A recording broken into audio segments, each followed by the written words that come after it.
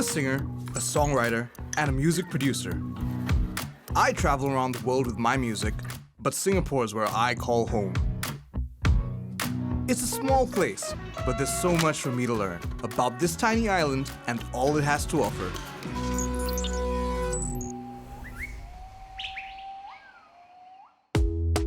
When I mention the word play, what comes to your mind?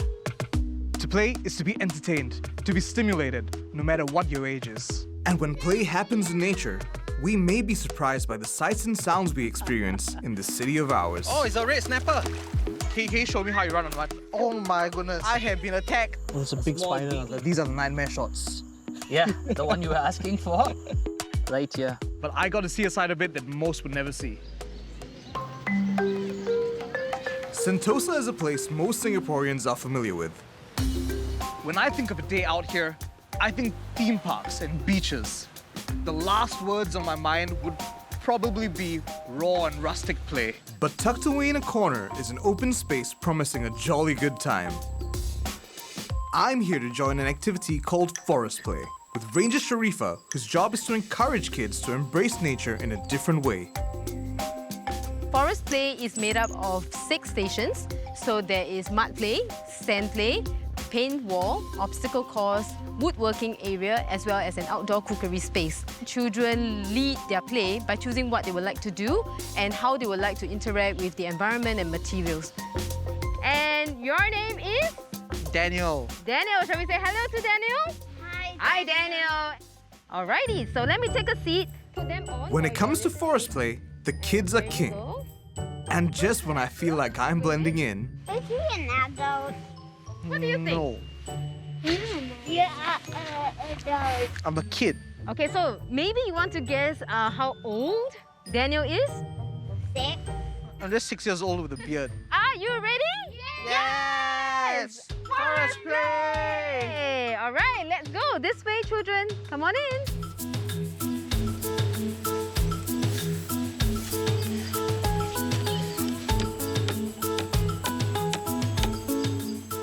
What is the kids' favorite station? The most popular station is always the mud pit.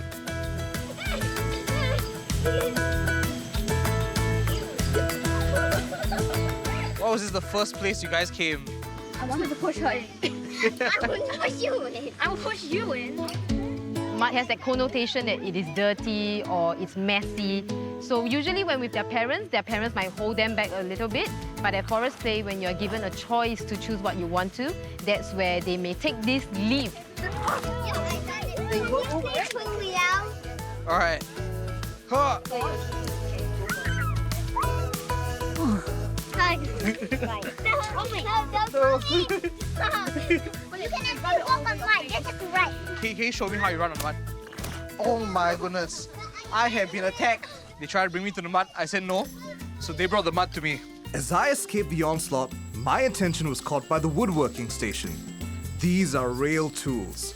I wouldn't trust myself with them, not to mention placing these in tiny hands. The design was to introduce the element of risk in play because forest play is built with the integration of nature and risky play. With this risky play, children can actually test out possibilities and test out their boundaries.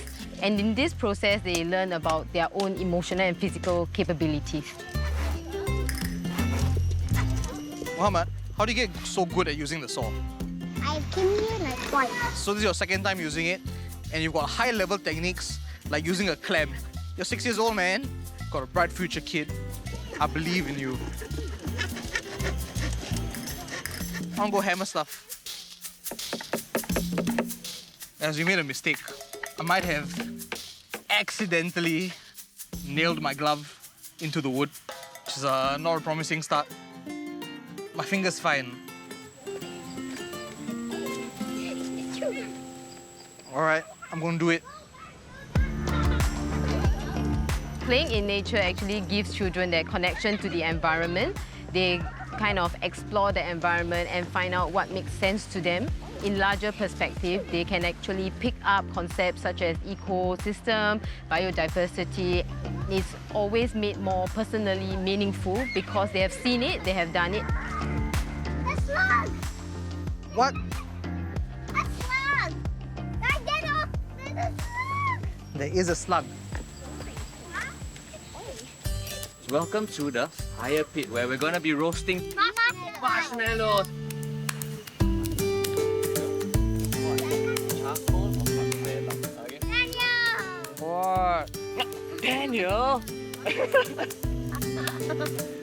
Oh, look, it's a seagull. Daniel! What? Marshmallows for Daniel then. I haven't got a marshmallow yet. What happened to your marshmallow? I think that seagull might have come in here and stole it. You're such a liar. Yes, Tito will definitely do. We're gonna cook you. And we're watching you right now. You're gonna cook me? Yeah. I need a marshmallow. Oh, it's very nice. It is, right? The first thing that struck me when we were released to play is that I had no idea how to just play.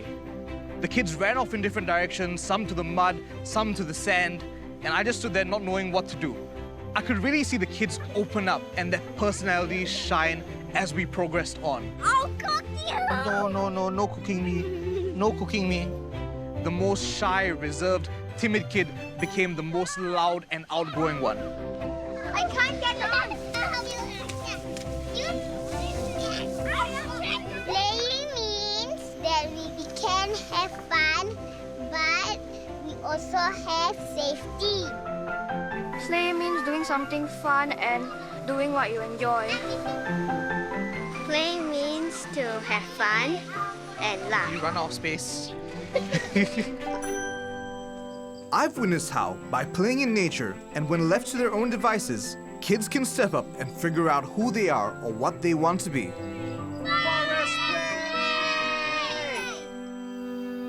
Up next, I'm about to redefine what a Zoom meeting is, but with insects. It's munching. I think it'll go viral on your Insta.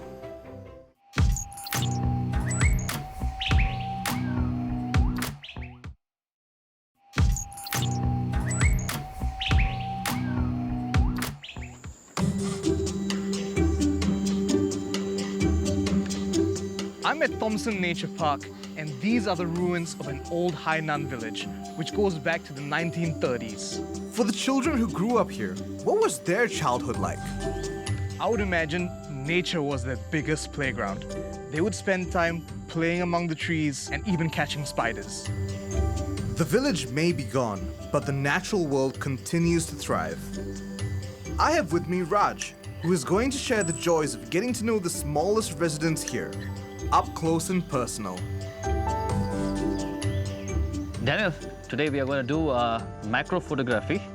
Macrophotography is close-up photography of insects and with just the mobile phones.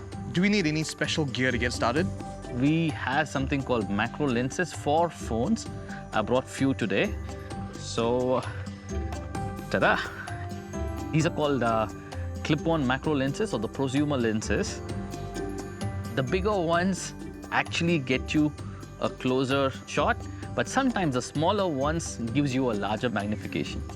They are called the extreme macro, so you can see the eyes of the ants clearly. Like all the way to the eyes. Yeah, you can see them. Sounds a bit creepy. Time to take some photos and give people nightmares. Raj started this hobby 2 years ago after he moved to Singapore. Just go close. Close, closer, closer, closer. Then Oh, take it ran it. away. I have failed. It's not going well. You get the hang of it. Let's try here. See? Oh, okay. Yeah, this is a wasp. Ah, you got it. I got it. Got it. Yeah. Look at that. That's my first. Oh, that's a spider. He's coming up. Before moving to Singapore, my view of Singapore was it's going to be more a concrete jungle. But once I came here, I'm surprised by the abundant nature that there is. I wanted to visit every nature park to see what insects, what spiders I can find. When I post them on Facebook or Instagram, people go, is this Singapore? Is it real? People don't believe Singapore has rich biodiversity, and I'm truly amazed by this. We went into hiding. This is called a crab spider, and it would walk or move sideways like a crab. That's why it's called a crab spider. But when you have 8 legs pointing in different directions, which way is sideways? Think about it. Let's see what's there in a trail so we can head inside. Why is this a good place for macro photography? So Thompson, as you see, it's a regenerating secondary forest, and you would have noticed a lot of flowering plants, fruit trees, rambutan in abundance, and also you've passed by a couple of streams, right? Those are all water bodies. All this combination makes a great place for the insects to thrive, all the critters to develop the ecosystem. His passion has clearly made him a walking encyclopedia on nature. Raj shares more. Apparently, logs are good for beetles, and bite marks on leaves can also be clues to the kinds of insects you may find. Have you always been a bug guy? No, before macro, I was never the insect person. Now I take pictures of insects. They try to crawl on my hand and fingers. I take pictures of that, and people think I'm the insect whisperer. I found a thing. What's that? Oh, nice. Daniel, this is a great find, you know. This is the first time seeing it. I'm so excited that you spotted it. Amazing. Do you think macrophotography is a good way to reconnect with nature? I think, yeah, it gives people a whole new dimension to what they have seen. They would start connecting with those critters that they admire and take a picture, and they would try to respect the habitat. They wouldn't trample on that. They wouldn't squash bugs. They would say, hey, it's a beautiful bug. And I think that would help them connect with nature more and help the critters survive too. Amazing. Look at that bad boy. Come here. Look at this little fella. Oh, it's a big small spider. beetle. These are the nightmare shots. Yeah, the one you were asking for. Right here. Oh my goodness. You can get closer with the beetle. Now it's a cool. Oh, it attacked him. Get out of here. Yeah. These are my babies. Oh my goodness. You are scary, dude. There's something here. I think it's a spider like making its web. It's either making a web or going crazy. I can't tell. This real-time motion capture.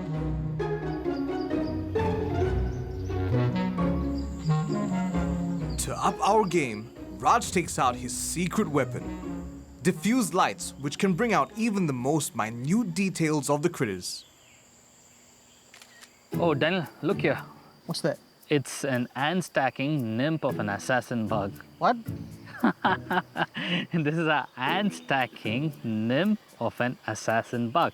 You see all those small things stacked up like a grape?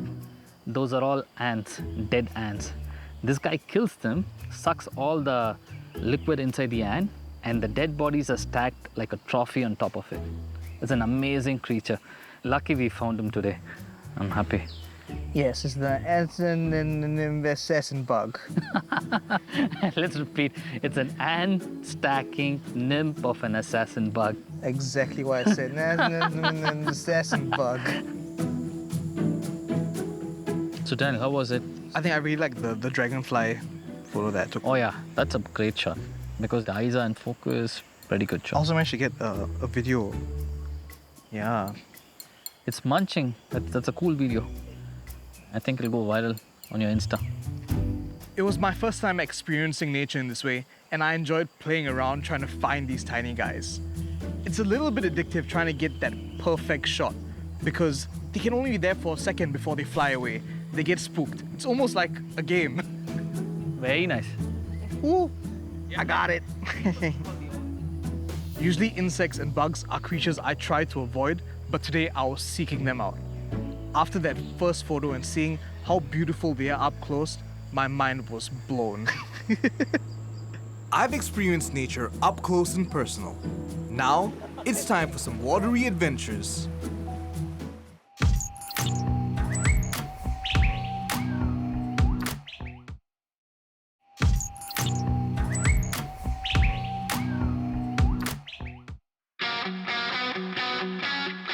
It's time for my first foray into Singapore's waters. I'm leaving the safety of our shores under the guidance of Alvin, a kayaker with some all-round explorer talents.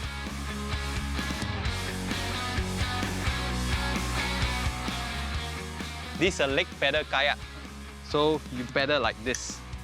Ah, like a bicycle. Yes. How did you know that pink is my favorite color? Yeah, a bright hot pink color. All right, so where are we going to take it? We'll do 3 things today with this kayak. First, we'll go for hunting for some mussels. Next, Right here. yeah, right there. Next, we'll visit a mystery place at an island. And lastly, we'll do some kayak fishing. I watch a lot of fishing videos, but I don't do much fishing. Okay. I'm excited to try it. This kayak has become popular amongst fishing enthusiasts because it's a hands-free experience. Fish on! Fish on! It's also less tiring than traditional kayaking. After my dry run, I'm ready for my adventure. I think. Okay. Daniel, you're fine? You're okay to go? Yep. Not afraid of water? Not afraid. Okay, go up. Up, up, up, up. Okay. All right, you're fine. Okay, don't worry. Okay. All right. Slowly. We made it. Okay, Daniel, off you go. See you later. Okay, take care. Bye-bye. What? You're just leaving me? Come back! I will go where the ocean takes me.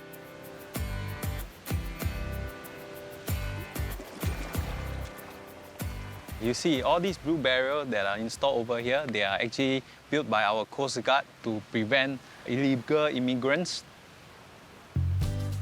We found something that is growing under the blue barriers. Okay, Daniel, we approach the blue barrier, slowly paddle over. Can you see?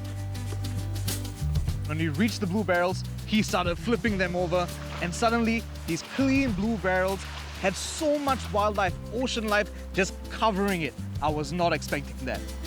Look at the mussel. Take the correct size ones. Like about finger size, all right? Not the too small. All these are small. The big ones? Can anyone just come and take these things that are growing on the barrels? Yeah, they are naturally grown. Oh, That's big. big one. Those are green lip mussels. They take about half a year to grow to a size of your finger. But they are quite abundant in our sea, especially in Pasir Ris area because of the water condition. As the barrels get turned upside down, so does my stomach. I have never been seasick a day in my life. I've been out at sea so many times, kayaking, cruises, jet skiing, but today was just one of those days. Daniel, you okay? I still don't feel good, but let's soldier on.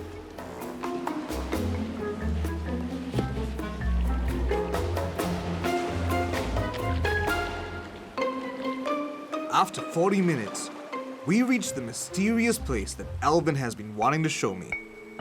Daniel, we are approaching mangrove area. It's a part of Pulau Ubin, very rarely visited by anybody except kayakers. We are heading over to Jelatong River.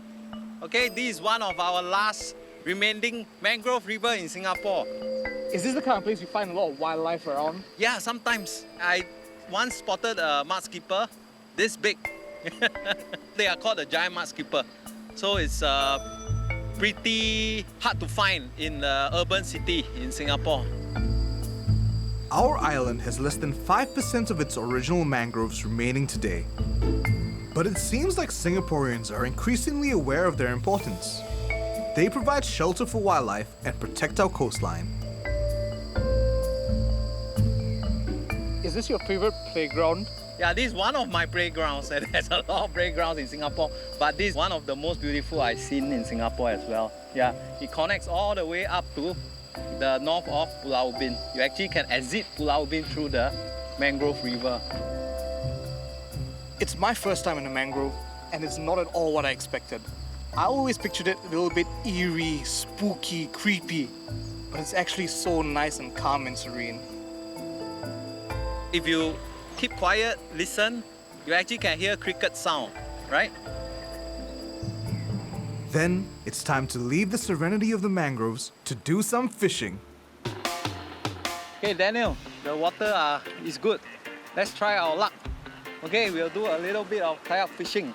I get the rod, while Elvin settles for some handline fishing. Our secret weapon. Dead stream. Okay, handline fishing is very sensitive. You can feel the fish right away when it bites. So when you strike, you just need to hook it and slowly bring it in. So let's try. It takes skill to read the currents and water conditions. And when blessed with good luck, I think I feel something. Oh, Come on, get in, man. Okay, we got the hook on already. Yes, pull it. Hey, let's see what fish is this. Oh, it's a red snapper. Nice catch, man. Alvin calls himself an average fisherman, but look at his catch. While I have to settle for nothing. The sun might be setting soon, but we're not done yet. Time to clean our catch of the day. Mussels and a red snapper. So if you look at here, these are all barnacles that grows on the mussel. So these are not edible. We need to remove that. All right, Daniel, next, the fish. We'll deguard, we'll descale, we'll clean, so it ends up in your dinner table. You are doing fine. Remember, scale outwards, so you don't let all the scale fly to your hands. Now the last part. We need to remove all the intestine, all the guts of the fish. That was a tiring day out in Alvin's playground. I'm glad I pushed through because most Singaporeans know Pulau Ubin's camping sites, kampong vibe, and cycling trails. But I got to see a side of it that most would never see. There are some places you can't take shortcuts to see. There's no car, bus, or train that's gonna get you over here.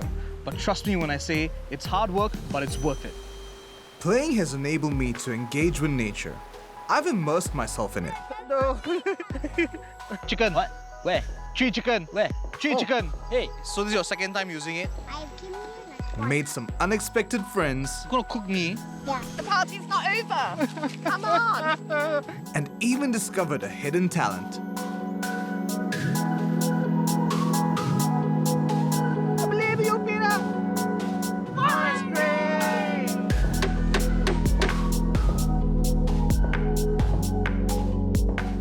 We don't stop playing because we grow old. We grow old because we stop playing. With so many possible ways to play in nature, all the more reason to keep exploring.